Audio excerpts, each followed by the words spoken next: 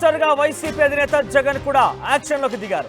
బెంగళూరు నుంచి వచ్చి రాగానే కార్యకర్తలతో ప్రత్యేక సమావేశం ఏర్పాటు చేశారు ఆయన.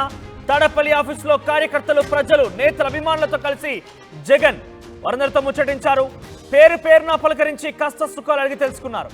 అధైర్యపడకండి, అండగా ఉంటానని కార్యకర్తలకు ధైర్యం నింపారు జగన్. ప్రతి కార్యకర్తలకు అండగా ఉంటామని జగన్ హామీ ఇచ్చారు. పార్టీకి మళ్ళీ కొత్త ఊపు తీసుకొచ్చేలా జగన్ స్కెచ్ వేస్తున్నారు. ప్రజల్లోకి వెళ్లే అంశంపై త్వరలోనే నిర్ణయం తీసుకుంటామంటూ జగన్ చెప్పుకొచ్చారు. జగన్ బెంగళూరు పర్యటన ముగించుకొని వెంటనే తిరుగు ప్రయాణమయ్యారు. ఆయన మొదట ఇక్కడ రషీద్ కుటుంబానికి సంబంధించి ఆయన పరామర్శించారు. తిరిగి ఢిల్లీలో ధర్నా చేశారు. ఢిల్లీ నుంచి నేరుగా తిరిగి ఆంధ్రప్రదేశ్ చేరుకున్నారు. ఆంధ్రప్రదేశ్ నుంచి బెంగళూరు వెళ్లారు. ప్రస్తుతం బెంగళూరు నుంచి ఆయన తిరిగి రాగానే తన కోసం వేచి చూస్తున్నటువంటి అనేక మంది కార్యకర్తల్ని కలిశారు. తాడేపల్లి నివాసంలో కార్యకర్తల్ని పేరు పేరున పలకరించి వారెవరు కూడా అధైర్యపడకండి, మీకు నేను తోడుగా ఉంటాను, మీకు సహాయం చేస్తాను అంటూ కూడా ఆయన అభయాన్ని ఇచ్చారు, ధైర్యం చెప్పారు. త్వరలోనే ప్రజల్లో కలిసి వెళ్లేందుకు నిర్ణయం తీసుకుంటాను, ప్రజలతో మమేకమవుతూ ముందుకు వెళ్తానంటూ ఆయన మాట్లాడేందుకు తెలుస్తోంది. ఒకసారి మీ ప్రతినిధి రాజేష్ దగ్గరికి వెళ్దాం. ఎస్ రాజేష్, సో జగన్ ఎటువంటి నిర్ణయం తీసుకోబోతున్నారు? ప్రజలతో కలిసి వెళ్తాను, ప్రజల్లోకి వెళ్తాను ఒక మాట ఏ రకంగా చూడొచ్చు, ఎటువంటి సంకేతాలు ఇస్తోంది? ఖచ్చితంగా జగన్ అయితే చెప్తున్నారు, మొదటి నుంచి ఓడిపోయిన తర్వాత నుంచి చెప్తున్నారు ప్రజల్లోకి వెళ్తాను, కార్యకర్తల మీద దాడులు చేసిన వాళ్ళ కుటుంబాలను పరామర్శిస్తానని చెప్తున్నారు. ఈ నేపథ్యంలో మొదటిసారి అంటే అధికారం కోల్పోయిన తర్వాత మొదటిసారి సామాన్యులు తాడేపల్లిలోకి వెళ్లారు. కాదు, తాడేపల్లిలో వెళ్లడంతో పాటు జగన్ తో కలవడం, జగన్ తో ఫోటోలు కూడా దిగడం చూస్తున్నాం మనం విజువల్స్ లో.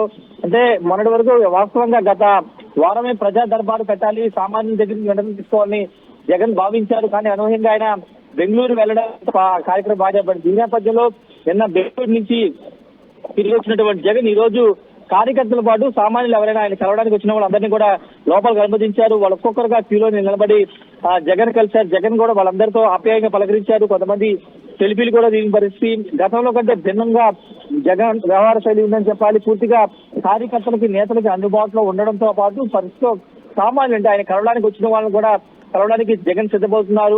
ఆ విధంగా ఈ రోజు సామాన్యులు కూడా ఆయన కలిసి వాళ్ళ దగ్గర సమస్యలు కూడా అడిగి తెలుసుకున్నారు. రాబోయే రోజుల్లో పూర్తిగా అంటే కూటమిపై నేతలు దాడులు చేస్తున్నారని చెప్తున్నారు. ఈ నేపథ్యంలో దాడులకు గురైన కార్యకర్తలు, కుటుంబాన్ని కలుస్తారని కూడా జగన్ చెప్తున్న నేపథ్యంలో దానికి సంబంధించినటువంటి షెడ్యూల్ కూడా త్వరలోనే వైసీపీ ప్రకటించే అవకాశం అయితే కనబడుతుంది.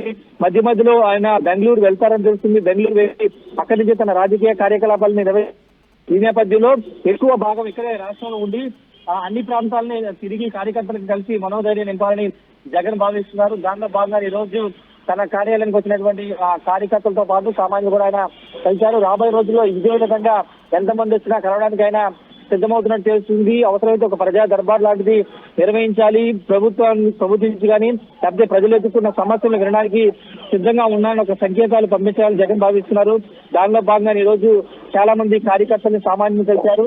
రాబోయే రోజుల్లో పూర్తిగా ప్రజల్లో ఉండాలి, ప్రజల్లో తిరగాలి, 2029 ఎట్టి పరిస్థితుల్లో గెలవాలనే ఆలోచనలో జగన్ ఉన్నాడు తెలుస్తున్నారు.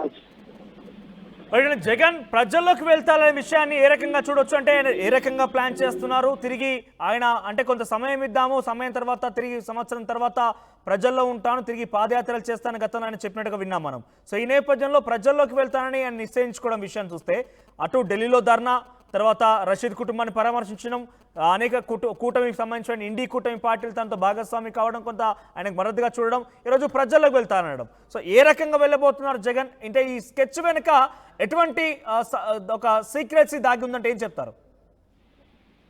అంటే జగన్ ఖచ్చితంగా పాదయాత్ర చేస్తారు, కానీ ఇది అప్పుడు కాదు, ఎన్నికలకి 2 ఏళ్ల ముందు ఆయన పాదయాత్ర ఖచ్చితంగా చేసే అవకాశం అయితే కనబడుతుంది. అప్పట్లోపు ప్రభుత్వం మీద మొన్న ఢిల్లీ తరహాలోనే రేట్స్ ఏ విధంగా చేశారో ప్రభుత్వం, ఇప్పుడు కూటమి ప్రభుత్వం ప్రజలకు ఇచ్చిన హామీలు నెరవేర్చకపోతే హామీలు లేదైనా దీక్షలు చేయాలని నిర్ణయించుకున్నారు. దానికి అనుగుణంగా షెడ్యూల్ కూడా ఖరారు చేసే అవకాశం కనబడుతుంది. ఇప్పటికే జగన్ ప్రెస్ మీట్ లో చాలా స్పష్టంగా చెప్పారు, ప్రతి అసెంబ్లీ సెషన్స్ లో నేను మీడియా సమావేశం పెడతాను, మీడియా సమావేశం పెట్టి వాస్తవాలు ప్రజలకు వివరిస్తానని చెబుతున్న నేపథ్యంలో అసెంబ్లీని దాదాపుగా బాయ్కాట్ చేసే అవకాశం నేపథ్యంలో పూర్తిగా ప్రజల్లోకి వెళ్ళాలి, ప్రజల్లోకి వెళ్లి తిరిగి అధికారం ఎలా అయినా చేపట్టాలని జగన్ వ్యూహాలు సిద్ధం చేసుకున్న నేపథ్యంలో దానిలో భాగంగా ఈ రోజు కార్యకర్తలను సామాన్యులు కలిశారు.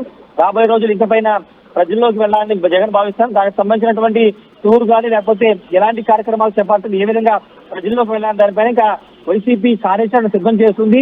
ఆ కార్యాచరణ సిద్ధం చేసిన తర్వాత జగన్ షెడ్యూల్, జగన్ ఏం చేయబోతున్నారన్న వివరాలు బయటకు వచ్చే అవకాశం ఉంది. మనోజ్. రైట్ రాజేష్. సో మొత్తం మీద బెంగళూరు పర్యటన ముగించుకున్న తర్వాత తాడేపల్లి నివాసంలో ప్రజలతో మమేకమవుతున్నారు జగన్. వారందరికీ ధైర్యం నింపుతున్నారు, కార్యకర్తల్ని కలుస్తున్నారు. ఎవరు అధైర్యపడకండి, నేను మీకు ఉన్నానంటూ ఆయన భరోసానిచ్చే ప్రయత్నం చేస్తున్నారు.